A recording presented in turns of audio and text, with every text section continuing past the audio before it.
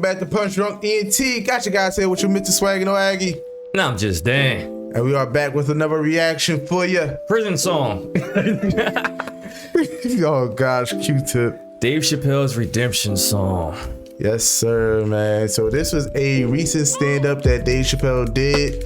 Now, we haven't seen this, but we did get the news. And if you guys have Netflix, you guys know the Chappelle Show is back on Netflix. I'm so excited about that. Money talks. Money talk. You know they gave him a bag for that, man. Oh yeah, they gave him the bag that he deserved. Yeah. That's not even front on it. So this is the stand-up where he actually talks about it. Before we get into it, make sure you guys run them lights up. Subscribe to the channel. Show your boy some love. So without further ado, Redemption Song, Dave Chappelle. Redemption song. Redemption Song, Dave Chappelle. All power and glory go to God. Amen. Yes, sir. All greatness is from God.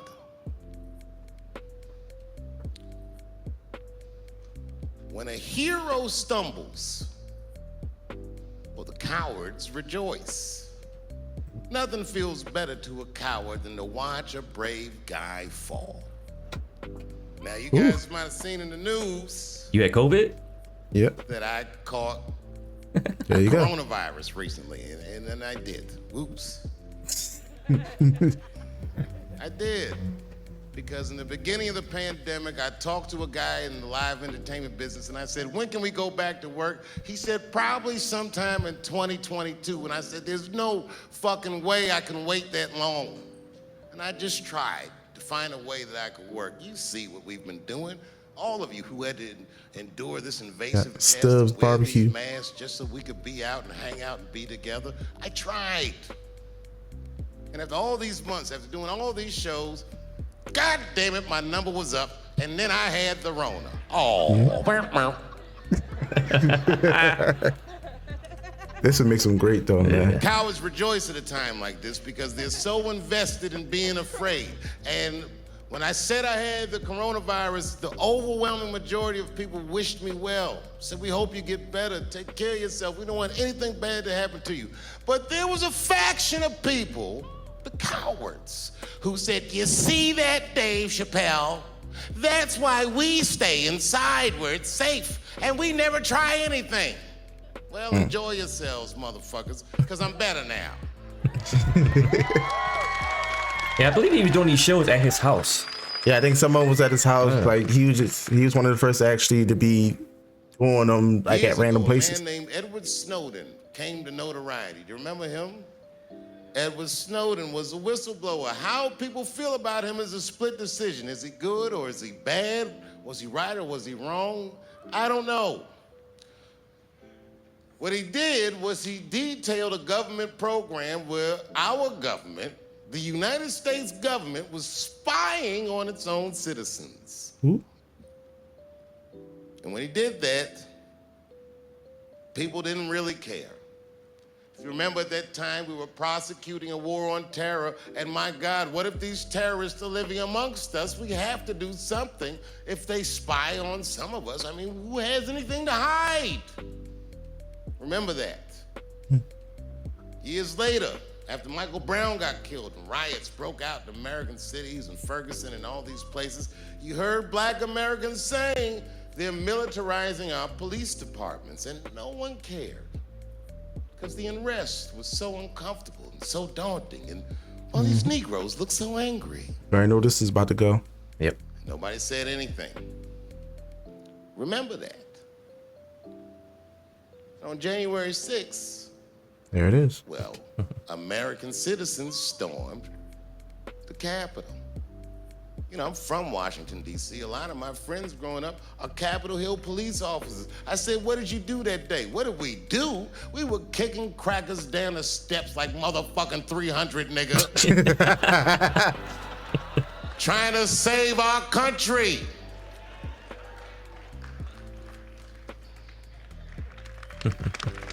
I'm hoping this leads to another stand-up.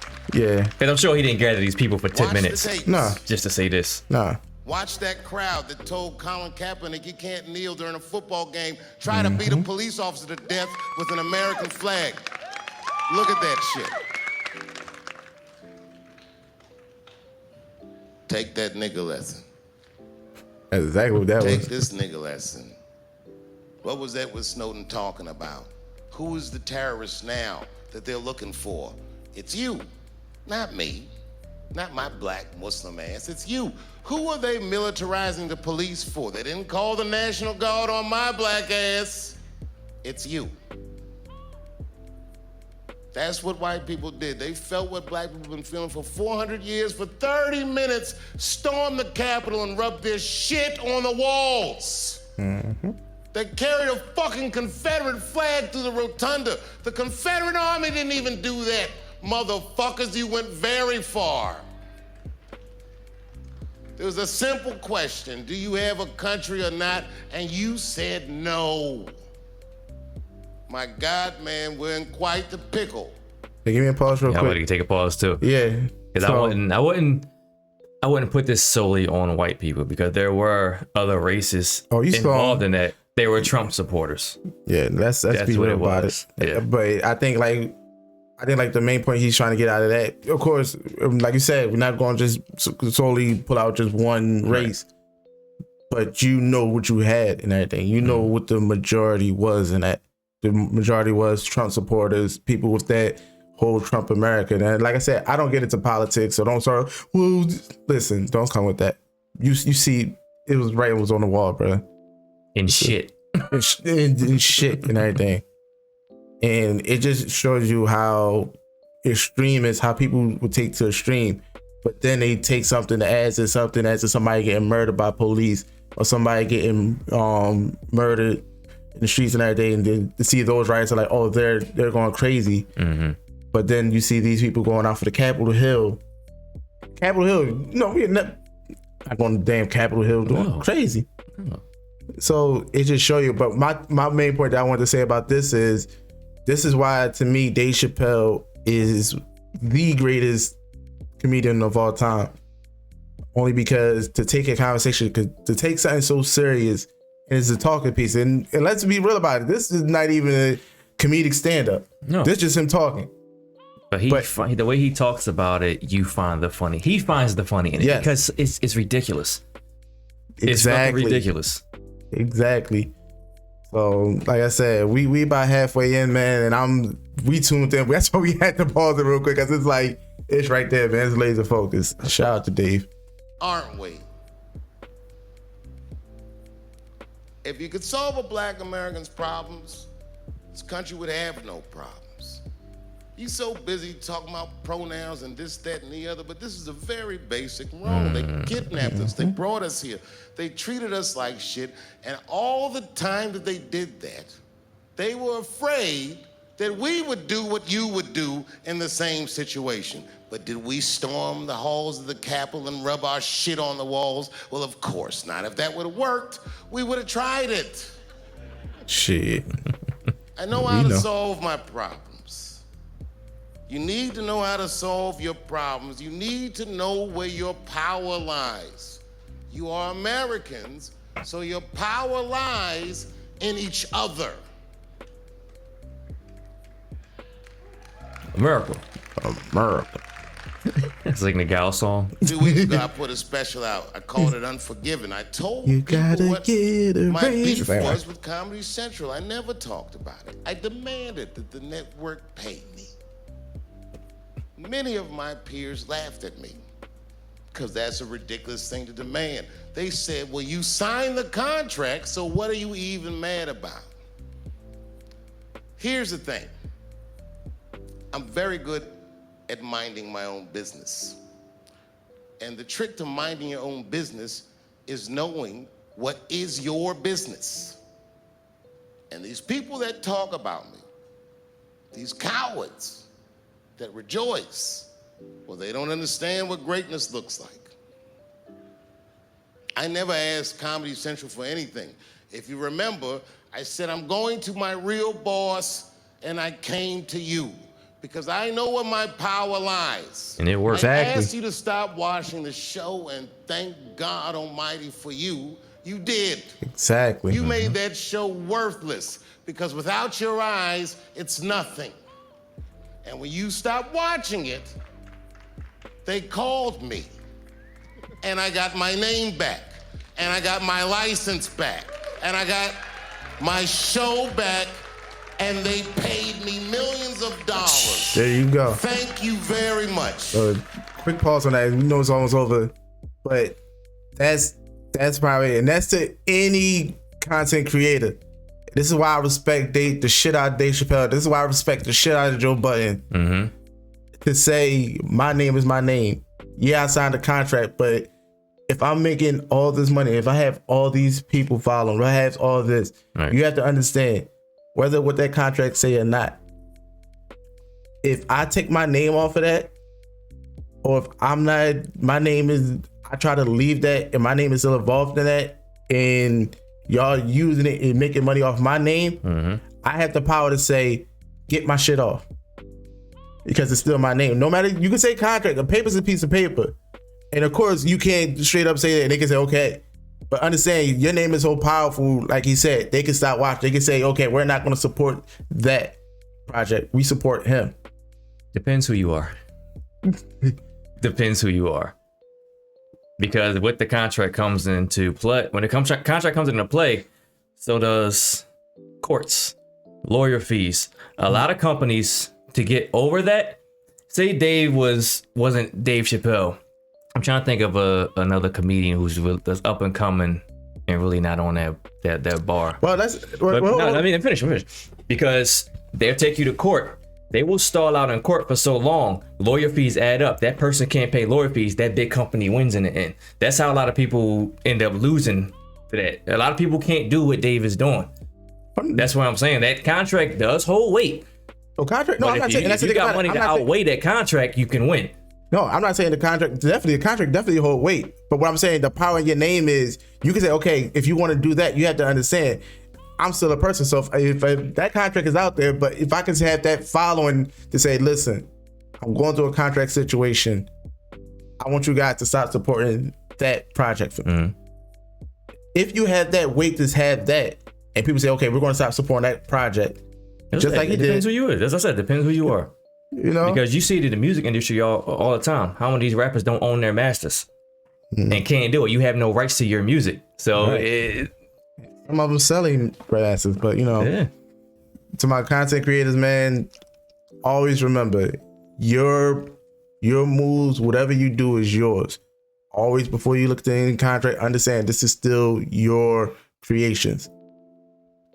If you want to sell it, that's cool, but always remember, what you do is what you do. This is something that came directly from you, your creation. Here you go. Trademark. Everything you do, trademark yourself. Trademark your legal name. There you go. All right, so let's finish this up. When I took 12 years off and you put me right back on top when I came back, I couldn't thank you enough. You have kept me free. I have not had... One thing I want to say, but because he said how he told everybody not to watch it, and in my opinion, it's not really hurting Netflix. Netflix has so many shows that no one watches. No, it wasn't hurting Netflix. He's saying it's hurting Comedy Central. Okay. That's what he's saying. Because you gotta understand, if Comedy Central put that on Netflix, Comedy Central gets paid. They put it on. They got a contract from Netflix. They're still receiving money. Anything that's what's the word for it? Anything that goes on Netflix that's from a different company, that company still get paid. So once he said, no, I don't want this show on Netflix, because also it's on HBO Max, if I'm not mistaken. I know that. I think it was. I don't think they took it off of there though. Nah, they did. They said both of them. It took it off both of them. So imagine, see, and how much everybody went to it once it got put up there. Yeah. Once they took it off, how much money Comedy Central probably lost from that. And they say, oh shit, like we was getting like the residuals off of that ain't there no more. And if you look at Comedy Central, let's be real about it. Comedy Central, how much stuff can you name off of Comedy Central right now that's still holding? Nothing. They play old stuff. They've been playing Key and Peele for the past month. There it is, and that's there you go. South Park. I mean, that's their biggest moneymaker right there. Listen, that's what they hold and everything, but it's not gonna say it's not enough. But South Park don't run all year round. You gotta have other things. Yeah, there you go. Had to do what so many of my colleagues have to do Because of you, I have no idea what dicks taste like. All right. He had to do that. He had to. This is a very important moment. I want to thank Ted Sarandos at Netflix, a CEO who had the courage to take my show off its platform at financial detriment to his company just because I asked him. And I want to thank Chris McCarthy of CBS Viacom. This guy is younger than me, and like most people younger than me, has an interest in making the past right, and did something that was very courageous. And finally, after all these years, I can finally say to Comedy Central, it's been a pleasure doing business Oh, you with got you. this. I ain't know where that was coming from. Yeah. There you go, man. He can finally say it. Yeah. Like, bro.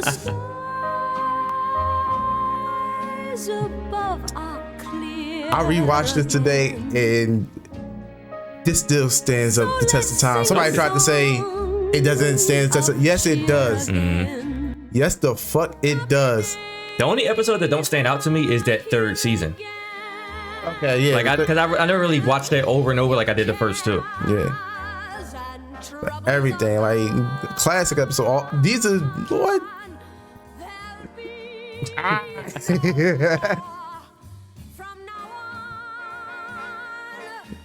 Like this episode. Wayne Brady. There you go. Try movies. Look at that.